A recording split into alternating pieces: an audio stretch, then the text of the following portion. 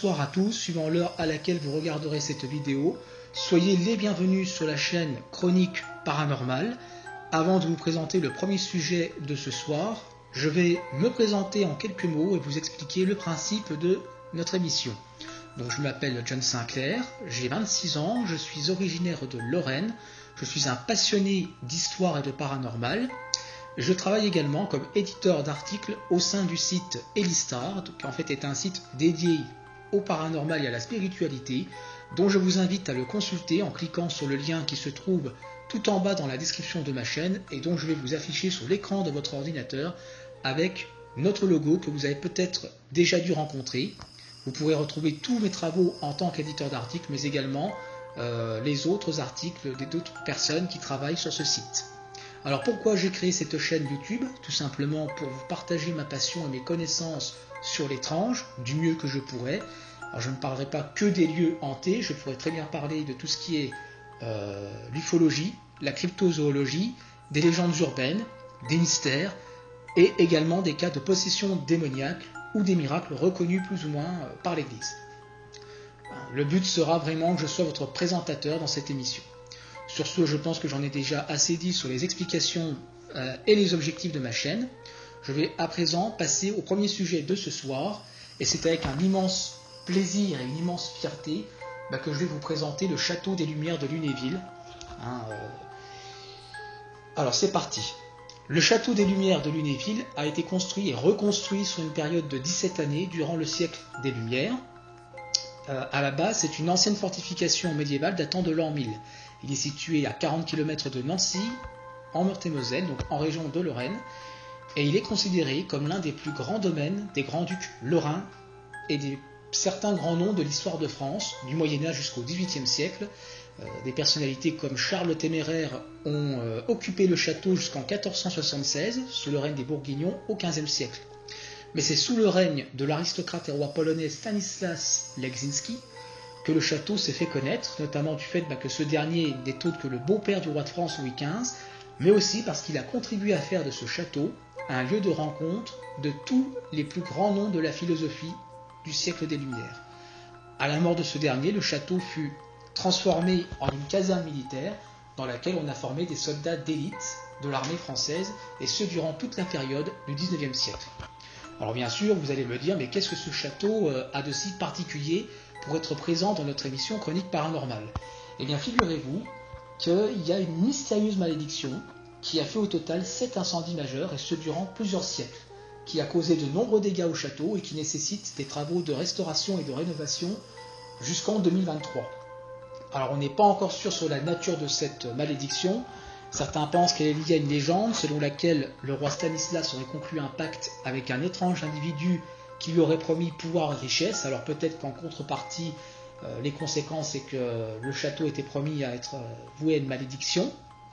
D'autres pensent qu'il pourrait simplement s'agir d'esprits pyromanes, qui seraient mécontents de la plupart des agissements des différents propriétaires du château. Alors, le premier incendie a eu lieu le 3 janvier 1719, dans l'aile droite du château, et a provoqué 7 morts. Le second s'est déclaré en 1739, dans l'aile de l'avant-cour au premier étage du château. Le troisième eut lieu en 1759, exactement au même endroit que le second. Le quatrième fait rage en 1789 et aurait pu causer plus de dégâts que ses prédécesseurs. En effet, il a débuté des cuisines situées au sous-sol du château jusqu'au grand escalier, mais l'incendie a été stoppé du fait que le lieu est construit en pierre et non en bois. Le cinquième se déroula le 1er janvier 1814, détruisant la petite aile nord de la cour du château. Le sixième s'est déclaré le 23 novembre 1849 dans l'aile droite du château, exactement comme le premier incendie en 1719, à 6 h du matin. Il a fallu 24 heures pour que les pompiers arrivent à maîtriser l'incendie, parce qu'à cette époque, le seul moyen d'éteindre l'incendie, c'était de former une chaîne humaine avec des seaux en bois remplis d'eau qu'on prenait dans le canal.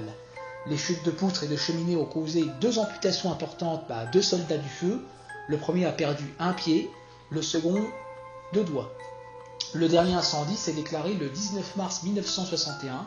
Ce sont 300 à 500 mètres carrés de toiture et de charpente qui sont partis en fumée, et la toiture de l'aile gauche du château fut complètement détruite. Alors on aurait pu penser que la malédiction s'arrêterait là, Malheureusement, un 8e incendie s'est déclaré dans la nuit du 2 au 3 janvier 2003. Ça a causé de nombreux dégâts, notamment sur beaucoup de bâtiments du château, 2 appartements princiers appartenant au ministère de la Défense, un tiers des bâtiments du Conseil général de Meurthe-et-Moselle, la toiture de l'aile sud-est de la chapelle royale et d'importants éléments de maçonnerie. Des mesures de première urgence ont été mises en place pour assurer la sécurité des visiteurs. Elles sont estimées à 3 millions d'euros. Une enquête a également été ouverte pour savoir si l'incendie est d'origine criminelle.